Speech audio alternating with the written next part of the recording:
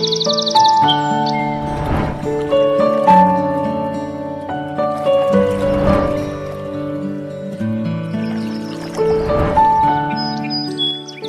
सतगुरुदेव भगवान की जय, कोटवा धाम की जय, मंझले साहब की जय, मंझली माता जी की जय, कोटवा धाम की जय, समर्थ जीवन साहिब की जय। अलमस्त संत साहिब तेजेंद्र बख्श दास जी। मंझले साहिब के नाम से प्रसिद्ध संत साहिब तेजेंद्र बख्श दास जी बहुत ही अलमस्त अपनी धुन में रमे हुए रहते थे। भक्तों में उनके प्रति बहुत ही ज़्यादा श्रद्धा भाव और सम्मान था। यहाँ हम भक्तों के बीच प्रचलित कुछ कथाएं संक्षेप में वर्णन करते हैं। कोटवा में एक बार यज्ञ करने के लिए एक संत पधारे और मंझले साहब से कहा कि कुछ प्रबंध कर दीजिए।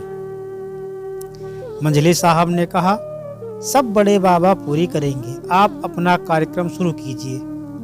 यज्ञ उत्तम रीत से संपन्न हुआ। उसी में एक भक्त सेब लेकर आया और मंझले साहिब को समर्पित किया।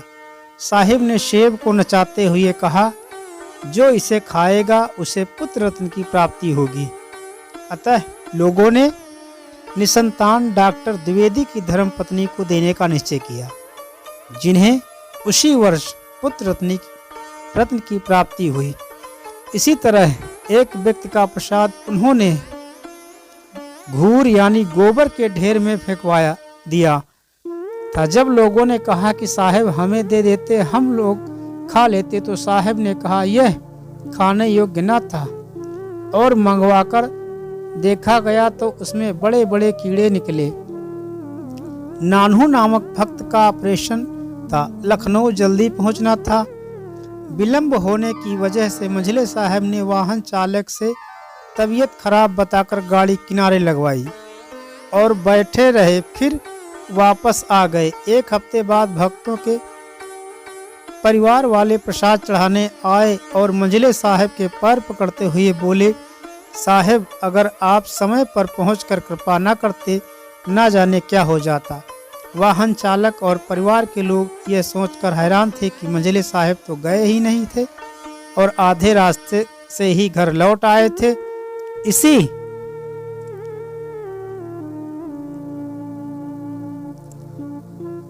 इसी तरह धर्मे धाम से वापस आते समय जब मंझले साहब गाड़ी खुद ही चला रहे थे तो मोहनगंज पहुंचते पहुंचते वह सो गए और गाड़ी में सवार 5 व्यक्तियों में से किसी को भी गाड़ी चलाना नहीं आता था। मंझले साहब को हैदरगढ़ में होश आया तो अपना गाड़ी चलाने लगे, तब जाकर सबकी जान में जान आई। वह गाड़ी अपने आप ही इतनी दूर तक चलती चली जा रही थी।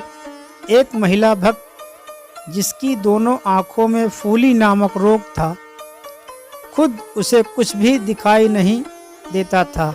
उसने मंझले साहब से प्रार्थना की तो साहब ने कहा, आँख वाँख देना मेरे बस की बात नहीं, जाओ अभरन का जल और फूफू के सरोवर का जल दोनों को एक में मिला लो और आँख में डालते रहो। आशीर्वाद समझकर उसने दोनों जल मिलाकर आँख में डाला। फलतः 1 हफ्ते में ही उसका फूली रोग जाता रहा और उसे दिखाई देने लगा। इसी तरह एक भक्त का ऑपरेशन करवाना था। वह बार बार मंझले साहब पर दबाव बना रहा था कि साहब आप ही चलकर मेरा ऑपरेशन करवाइए, मुझे बहुत डर लगता है। मंझले साहब ने कहा, अपने डॉक्टर को बोलना कि मेरा ऑपरेशन हो चुका है और अब ऑपरेशन करने की जरूरत नहीं है। पर डॉक्टर की जिद के आगे मरीज को झुकना पड़ा। परंतु वह डॉक्टर जिस दबी हुई नस को खोलने की बात कर रहा था और जिसके लिए उसने ऑपरेशन किया था, वह उसे खुली हुई मिली। इस बात से हैरान डॉक्टर ने पूछा, आपके गुरु का नाम क्या है? तो मरीज ने कहा कि कोटवा के साहब मंझले सरकार मेरे गुरु हैं। डॉक्टर सब परिवार साहब के दर्शन करने आया। इस तरह मंझले साहब के जीवन काल की सैकड़ों ऐसी घटनाएं हैं जो भक्तों के बीच में सदा ही चर्चा का विषय रही। कोटवा धाम की गौरव गाथाएं जितनी भी लिखी जाएं कम हैं, इसलिए साहब गुरुदत्त दास ने लिखा कि जग जीवन के रूप हैं और जग जीवन के वंश। इस वीडियो के माध्यम से आप लोगों ने कोटवा धाम के महंत श्री तेजेंद्र बख्श दास जी द्वारा अपने जीवन में की गई अलौकिक कार्यों के विषय में जाना। बोलिए कोटवा धाम की जय, समर्थ साहिब जगजीवन दास साहिब की जय, मंझले साहिब की जय, बोले सब संतों की जय। जय जय सीताराम, जय जय जय सीताराम।